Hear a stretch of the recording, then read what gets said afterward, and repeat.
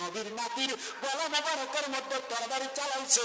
শুধু 7,000 কোরআনে হাফেজ ছিল না, 3,000 মুফতি সাহেব ছিল। মুফতি সাহেব, ও বন্ধু, মুফতি নামটা দেখলাম না পাগল হইয়া যায়।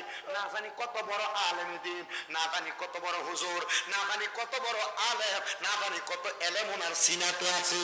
কিন্তু আল্লাহর নবী রাহমাতুল্লিল আলামিন নবীর নাতির গলা মুবারকে যারা ছুরি চালাইতে ইয়াজিদ বাহিনী, ওই ইয়াজিদ বাহিনীর মধ্যে 3,000 মুফতি ছিল। কিন্তু তারা নামের মুফতির কথা সত্য, তাদের সিনার মধ্যে আহলে বাইতে রাসূলের প্রেম ছিল না, হুসাইনে পাকের প্রেম ছিল না, নবীর বংশের প্রেম ছিল না।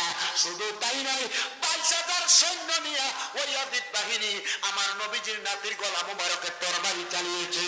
কিন্তু আমার দয়াল নবী রাহমাতুল্লিল আলামিন নবী বলে, উম্মতের ঘরেরা, ওই মানুষগুলা ইরাকের বাসিন্দা হইয়া কুফা নগরীতে বসবাস কইরা আমার নাতির গলা মুবারকে তরবারি চালিয়েছে, কথা সত্য।